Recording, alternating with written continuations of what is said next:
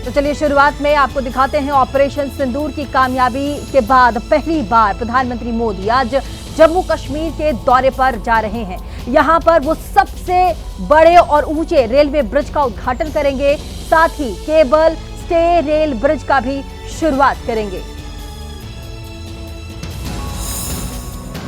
दुनिया का सबसे ऊंचा रेलवे आर्च ब्रिज बनकर तैयार है, जिसका उद्घाटन आज प्रधानमंत्री नरेंद्र मोदी करने वाले हैं। सारी तैयारियां पूरी कर ली गई हैं और इसके साथ ही पीएम मोदी जम्मू कश्मीर को केबल स्टेट रेल ब्रिज का भी तोहफा देने जा रहे हैं। सुबह 11 बजे पीएम मोदी चिनाब ब्रिज का उद्घाटन करेंगे। चिनाब दुनिया का सबसे ऊंचा रेलवे आर्च ब्रिज है। ब्रिज नदी से 359 मीटर की ऊंचाई पर बना है। चिनाब ब्रिज 1315 मीटर लंबा स्टील आर्च ब्रिज है। भूकंप और हवा का सामना करने में सक्षम है। चिनाब ब्रिज से जम्मू और श्रीनगर को जोड़ा गया है। इस ब्रिज पर वंदे भारत ट्रेन से कटरा से श्रीनगर की यात्रा होगी।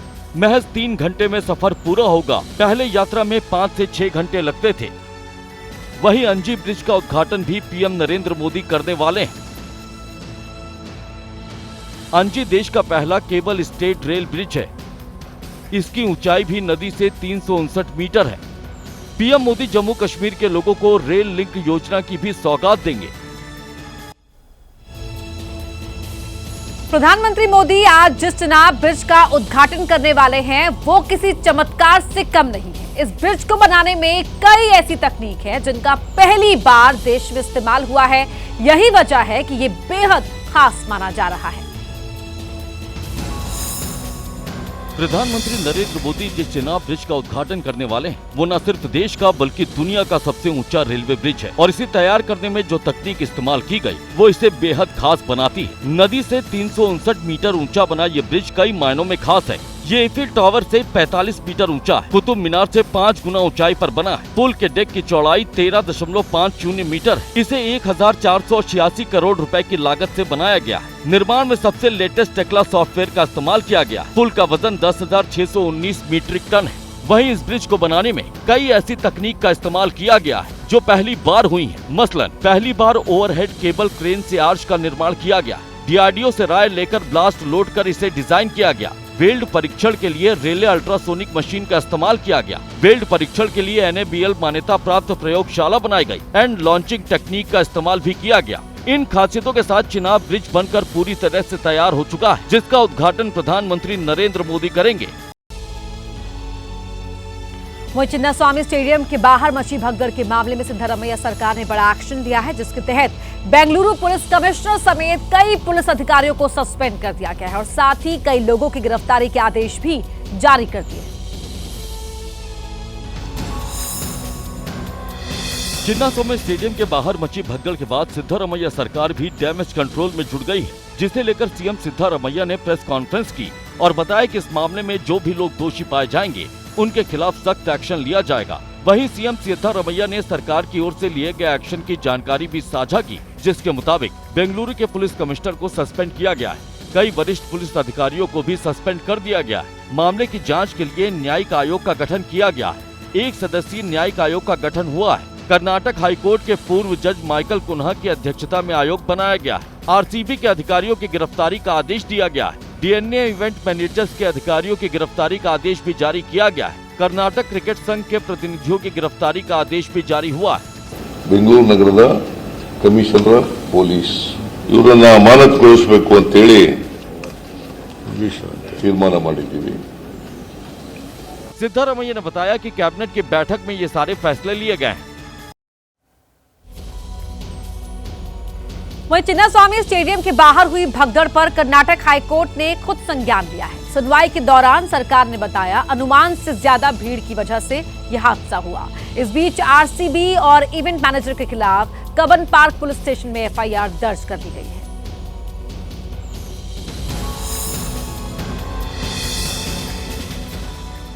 सिद्धारमैया सरकार ने हाईकोर्ट के लगभग सभी सवालों का एक जैसा जवाब दिया।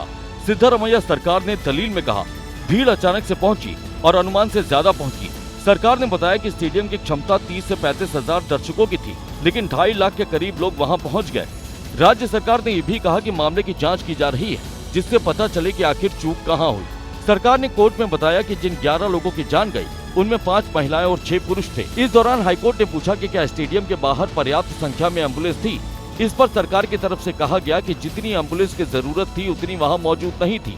इस दौरान सरकारी वकील ने बताया कि स्टेडियम का पूरा आयोजन आरसीबी की तरफ से किया गया था। फिलहाल मंगलवार को एक बार फिर से इस मामले पर सुनवाई होगी। वहीं बेंगलुरु के चिन्ना स्वामी स्टेडियम में मची भगदड़ के बाद कर्नाटक की सिद्धारमैया सरकार विपक्ष के निशाने पर है। भगदड़ में हुई 11 लोगों की मौत से सिद्धारमैया सरकार की मुश्किल में इजाफा हो गया है।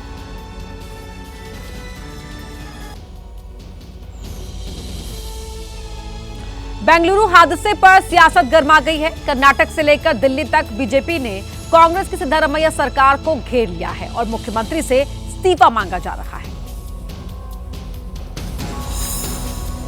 बीजेपी ने कहा कि जो लोग मारे गए वो हादसे का शिकार नहीं हुए बल्कि उनकी हत्या की गई है। और ये हत्याएं हुई हैं क्योंकि आपराधिक लापरवाही मुख्यमंत्री सिद्धारमैया द्वारा, उप मुख्यमंत्री डीके शिव कुमार जी द्वारा की गई। वहीं बीजेपी के नेता सीएम और डिप्टी सीएम का इस्तीफा मांग रहे हैं और जांच को ड्रामा करार दे रहे हैं। ये जांच केवल नाटक है, ड्रामा है। ये जिले का डीसी इंचार्ज है, उसका इंक्वायरी कमेटी बिठाया, वो क्या रिपोर्ट देगा? आपका खुद का डीसी डिस्ट्रिक्ट कलेक्टर क्या रिपोर्ट देगा? इसलिए मैंने मांग रखती हूँ सिटिंग हाईकोर्ट जज से इंक्वायरी कमेटी बिठाना। वहीं एआईएमआईएम अध्यक्ष असदुद्दीन ओवैसी ने भी भगदड़ को लेकर राज्य सरकार को सवालों के कटघरे में खड़ा किया है।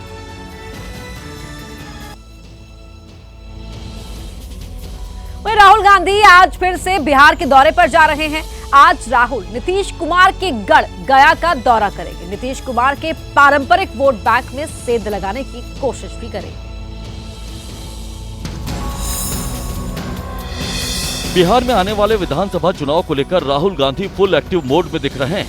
आज फिर से राहुल बिहार के गया पहुंच रहे हैं, जो कि बिहार के सीएम नीतीश कुमार का गढ़ माना जाता है। बिहार विधानसभा चुनाव राहुल गांधी के लिए कितना अहम है, इस बात का अंदाजा आप इसी बात से लगा सकते हैं कि पिछले 6 महीने में ये राहुल गांधी का 5वां बिहार दौरा है। सुबह 10:30 बजे राहुल गांधी दशरथ मांझी स्मारक का दौरा करेंगे। दशरथ मांझी के परिवार से मुलाकात करेंगे। दोपहर 12 बजे संविधान सम्मेलन में हिस्सा लेंगे। दोपहर 2:45 पर महिला संवाद कार्यक्रम में हिस्सा लेंगे और शाम 4 बजे महाबोधि विहार में दर्शन करेंगे। राहुल गांधी राजगीर और नालंदा का भी दौरा करेंगे और इस दौरान कई लोगों से मुलाकात करेंगे। बिहार दौरे से पहले राहुल गांधी ने एक्स पर पोस्ट कर नीतीश सरकार पर हमला बोला है, जिसमें उन्होंने लिखा है कि नीतीश सरकार न्याय नहीं सिर्फ सत्ता की राजनीति का प्रतीक बन चुकी है। अब बहुत हुआ, समय आ गया है कि हम अन्याय के इस चक्र को तोड़ें और बिहार को सुरक्षा, स्वाभिमान और सम्मान की राह पर आगे ले चलें। इन्हीं सरगर्मियों के बीच बिहार में कानून व्यवस्था को लेकर सियासी माहौल भी गरमाया हुआ है। इस बीच मुजफ्फरपुर रेप पीड़ित बच्चे के परिजन को धक्का देने वाले मंत्री का वीडियो वायरल हो रहा है। बता दें, इसी साल बिहार में चुनाव है।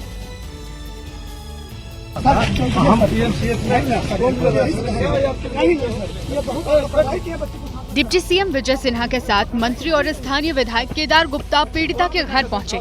इस दौरान रेप पीड़ित बच्ची जिसकी जान चली गई, उसके परिजनों को ही धक्का देने का वीडियो हर तरफ चल रहा है।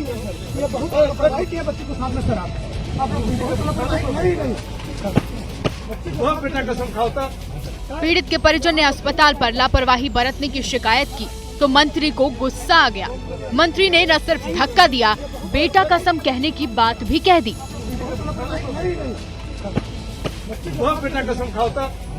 मंत्री जी की इस हरकत पर राहुल गांधी और तेजस्वी ने सवाल उठाए हैं।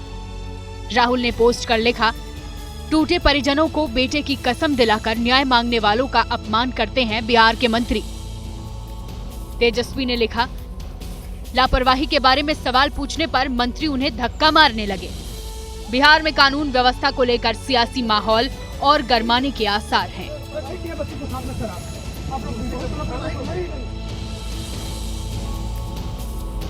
वहीं बिहार की राजधानी पटना में छात्रों का जोरदार प्रदर्शन देखने को मिला। बिहार में डोमिसाइल नीति लागू करने की मांग को लेकर छात्र सड़कों पर उतर आए। वहीं इस मामले पर सियासत भी गर्माती नजर आ रही है। छात्रों ने नीतीश सरकार से बिहार में डोमिसाइल नीति लागू करने की मांग की। छात्रों के हाथों में पोस्टर बैनर थे जिसमें लिखा था, बिहार में सरकारी नौकरियों और आरक्षण का लाभ केवल बिहार के लोगों को ही मिलना चाहिए। बाहरी लोगों को नहीं। छात्रों ने मांग की कि बिहार में कम से कम 90% डोमिसाइल नीति लागू होनी चाहिए। यूपी वाले बिहार में आके जॉब करें और बिहार वाले क्या बेरोजगार बैठे रहे। यहाँ की कितने युवा बेरोजगार बैठे हुए हैं, उनकी मांगे पूरी करें। वहीं छात्रों के विरोध प्रदर्शन को चुनावी साल में विपक्षी दलों ने बड़े मौके के तौर पर लपक लिया है।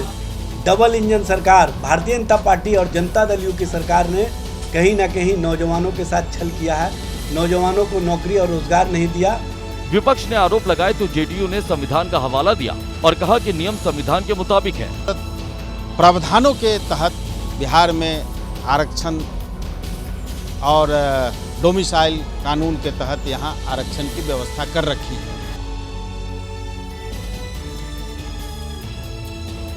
वहीं देश में जनगणना और जाति जनगणना की तारीखें तय हो गई हैं। सिर्फ 21 महीनों में प्रक्रिया पूरी हो जाएगी, लेकिन जो पार्टियां जातीय जनगणना की मांग कर रही थी वो सवाल उठाने लगी हैं, जिस पर अब बीजेपी ने पलटवार किया है। जातीय जनगणना की तारीख तय हो गई है, जिसके बाद सियासी पारा भी चढ़ा हुआ नजर आ रहा है। बिहार के नेता प्रतिपक्ष तेजस्वी यादव ने सबसे पहले सवाल उठाया और इसे बिहार चुनाव से जोड़ते हुए वर्गों के कॉलम को जोड़ने की मांग की। ये आखिर पता चले कि कितनी जातियां हैं और कितने ओबीसी हैं, कितने ईबीसी हैं, वर्ग का भी जो है कॉलम जो है आना चाहिए। आरजेडी की मांग पर बीजेपी ने पलटवार किया। तेजस्वी यादव जी तो मुझे लगता है कि जाति जनगणना पर ज्यादा विश्वास नहीं रखते हैं, वो खाली परिवारवाद पर विश्वास रखते हैं। वहीं कांग्रेस सांसद प्रमोद तिवारी ने सरकार की नीयत पर ही सवाल खड़े कर दिए। अब भी नीयत खराब, 2027 से 2025 से 2 चरणों में करेंगे, ये सब क्या है? शुरू क्यों नहीं करते तुरंत? विपक्ष के सवालों का जवाब देते हुए केंद्रीय मंत्री बीएल वर्मा ने करारा प्रहार किया और कहा कि कांग्रेस को इस मामले पर बोलने का हक नहीं है। उन्हें तो बोलने का अधिकार इसलिए नहीं है कि उन्हें करना था तो 60 सालों में करते। जो 60 वर्षों में विकास के काम नहीं किए, उससे ज्यादा 10 वर्षों में करके दिखाए हैं। और 60 सेकंड में पूरी खबर में बात महाराष्ट्र की करेंगे। महाराष्ट्र के मुख्यमंत्री देवेंद्र फडणवीस ने आज अपने ड्रीम प्रोजेक्ट समृद्धि महामार्ग का उद्घाटन किया। इस महामार्ग के शुरू होने के बाद मुंबई से नागपुर का सफर जो पहले 16 घंटे में पूरा होता था, वो अब महज 7 से 8 घंटों में पूरा होगा। देखिए, नासिक के इगतपुरी में मुख्यमंत्री फडणवीस ने बाबा साहेब ठाकरे समृद्धि महामार्ग का उद्घाटन किया। इस मौके पर राज्य के दोनों डिप्टी सीएम एकनाथ शिंदे और अजित पवार भी मौजूद रहे। फडणवीस ने इस प्रोजेक्ट को एक सपने का साकार होना बताया। उद्घाटन के बाद मुख्यमंत्री फडणवीस ने समृद्धि महामार्ग पर खुद गाड़ी भी चलाई। इस दौरान एकनाथ शिंदे उनकी बगल वाली सीट पर बैठे दिखाई दिए। फडणवीस ने कहा कि ये महज एक सड़क नहीं, बल्कि राज्य की प्रगति का आर्थिक कॉरिडोर है। महाराष्ट्र के 24 जिलों को इंटीग्रेट करते हुए हमारे जेएनपीटी पोर्ट के साथ जोड़ने का काम समृद्धि महामार्ग ने किया है और जल्दी ही हम इसको नए वाढवण पोर्ट से भी जोड़ेंगे। समृद्ध महामार्ग के जरिए मुंबई से नागपुर की दूरी 7 से 8 घंटे में तय होगी। साथ ही यह महामार्ग राज्य के 24 जिलों को सीधे जेएनपीटी बंदरगाह से जोड़ेगा। इस महामार्ग के निर्माण पर 55,335 करोड़ की लागत आई है। इस महामार्ग में 33 बड़े और 274 छोटे पुल हैं। साथ ही 65 फ्लाईओवर और 6 सुरंगें भी बनाई गई हैं। और अयोध्या के राम मंदिर में भगवान राम का दरबार सज गया है। अब ये जो भी भक्त अयोध्या राम मंदिर में दर्शन के लिए आएंगे, उन्हें भगवान राम के बाल रूप के अलावा राम दरबार के भी दर्शन होंगे। देखिए, राम मंदिर के प्रथम तल पर राम दरबार स्थापित किया गया है। गुरुवार सुबह 11:25 से लेकर 11:45 के बीच अभिजीत मुहूर्त में राम दरबार की विधिवत प्राण प्रतिष्ठा संपन्न हुई।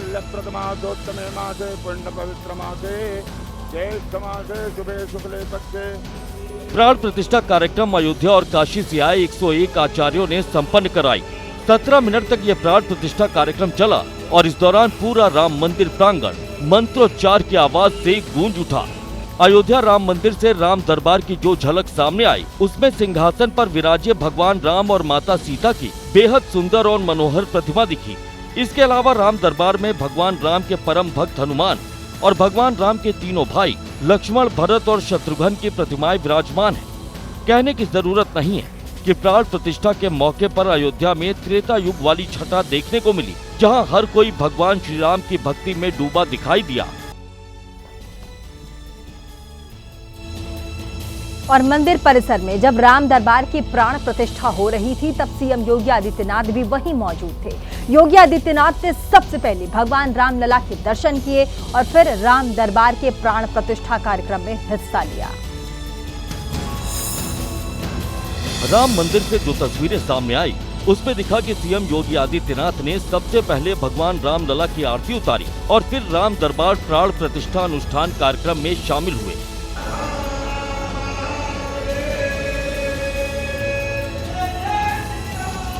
सीएम योगी आदित्यनाथ की मौजूदगी में तय समय में शुभ मुहूर्त में राम दरबार का प्राण प्रतिष्ठा अनुष्ठान संपन्न हुआ।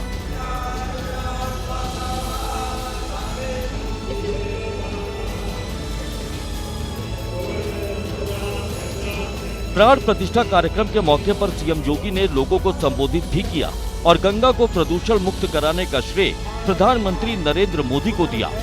इसके पहले सीएम योगी आदित्यनाथ हनुमानगढ़ी भी पहुंचे थे, जहां पर सीएम योगी आदित्यनाथ ने बजरंगबली की आरती उतारकर उनका आशीर्वाद लिया और मंदिर की परिक्रमा भी की।